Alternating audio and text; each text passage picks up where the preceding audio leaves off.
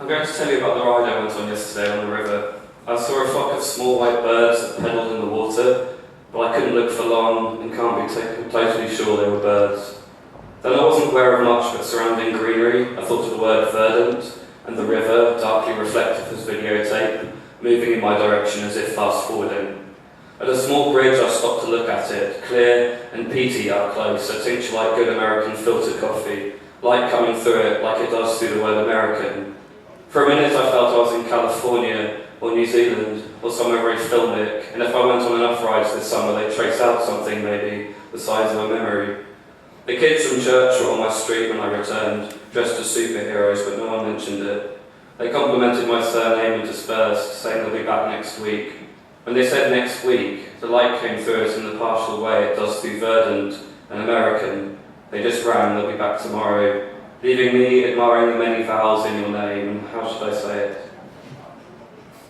Leaving South Bend, Indiana, I paid a man a small fee to dismember my bicycle and fold it into a box.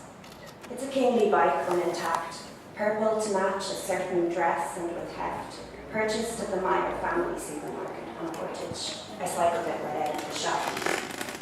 Witnessing its dismemberment, I happened to have a pain in my jaw from grinding my teeth at night, that old night grinding that comes upon me at certain times of which I would never learn the cause.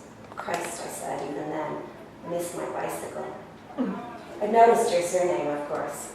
The St. Joe River is the river my bicycle knows best, studded with turtles on half-submerged logs, each of which flips into the river in turn as a bicycle passes. Somehow, when I was expecting there in America, someone convinced me I couldn't ride a bicycle, all heavy with child. And now, arriving in Europe, I saw cheerful round bellies whizzing by and felt a stabbing resentment. All that lost time. Time I could have spent on my bicycle. And all I can confirm in the end is that light is a subjective matter, since I think of vowels as small pockets of shadow, sags and bags. Words like filmic and American and verdant seem fenced, perhaps all words from alpha to river. Soon the World Cup was over and we were all talking about Gaza, and my bicycle was still in its box, the gaps lucid between its spokes and shanks. There are things I'm not seeing. The bicycle I bought in New Zealand is less than a feeling. Its frame so reflective, its most solid aspect was its shadow. I remember riding by the English River when it was a new kind of blue, not English at all really. The light in New Zealand had a violet tinge because of the hole in the ozone layer. The nights were orange. Under streetlights, my bicycle rearranged its angles on the sidewalks of Papa Nui Street, knees and elbows parallels like an antique consonant. Its districts are a series of views from hilltop bakeries, a route that loops a grey-green town. You can enter a memory the same way you left it, off to see your sweetheart. Can I tell you how love knocked me off my bicycle? A jolt as the front wheel fails to mount the pavement, the colours. Weird how I must have made those slanting vowels, trying to lean them on southern breezes before they were poems, and I fell off my sentences like too many maybes. Dear Sam Riviere, I'm going to tell you about my 2 feet, about putting my 2 feet into a bone-cold river up to the ankles. Dear Sam Riviere, I'm going to tell you about panning for mica in the rust-brown riverbed, its minute palmed, pearled permutations. Dear Sam Riviere, I'm going to tell you about the tiny caddisfly larvae retreating into their pebble-dashed houses. Dear Sam Riviere, I'm going to tell you there's fool's gold there, but I've never found it. Dear Sam Riviere, once I came here with a man and exposed my 2 breasts to the air. I recall the goosebumps. Dear Sam Riviere, dear Sam Riviere, I'm going to tell you about my sister.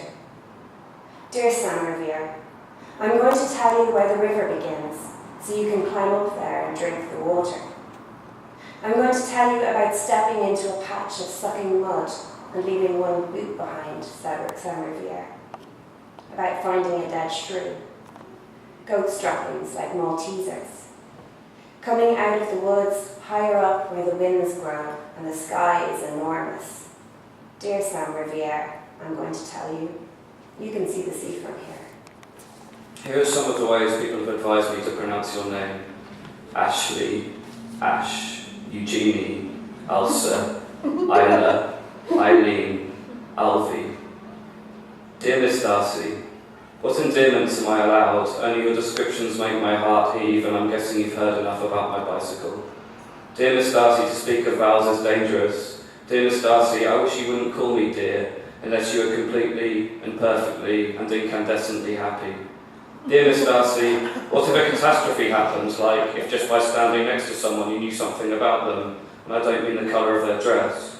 Dear Miss Darcy, I could tell you about the cursed greenstone in rivers and the test of fetching a rock from the bottom, or about streams that run warm as bathwater, and if you stay in too long, the steam makes you grow sleepy. They say you see a host of white things that might be petals carried towards you before you slip under. Dear Miss Darcy, I can imagine worse things than being carried downstream on a raft of girls' names. Perhaps it's strange to call a river anything. Dear Miss Darcy, I'm convinced that one sonnet would kill me. Dear Miss Darcy, I hope you'll understand me if I tell you I've stayed in many hotels, but it has been a long time since I went swimming. Dear Miss Darcy, I'll never ask about your sister. Miss Darcy, that I can promise. Presently, a catastrophe happened. I found that just by standing next to someone, I knew something about them. I could see the gaps and spokes, as though a typewritten caption hung in the air. I began to smell honey where honey could not be, at the end of a stone passage or some windy turn in the road, and it came always with certain thoughts. I had been told that the first vowel of my name was unpronounceable by me, given the peculiar nature of my upbringing. And now I discovered what made me grind my teeth at night, what methods could be used to persuade me of this or that other notion. It became transparent. I was drawn into the streets with less and less frequency, reluctant to learn what heaves some stranger's heart, or how another one, unknown to me, dreads being fully known to her sister. Or worse, the knowledge of some petty pride taken in the shade of a dress or a paint job, some individual's preference to swim or not swim, all of which drear knowledge came to me unbidden. I began to drink heavily. I began to imagine there were worse things than being carried downstream, warm as bathwater in some given river, worse things than the names of rivers. I stopped answering the door to callers. Callers came with less and less frequency. If I could think of some place that I could depend upon, some reliable place, I would take my bicycle and ride out there. As it is, I wait for the cure.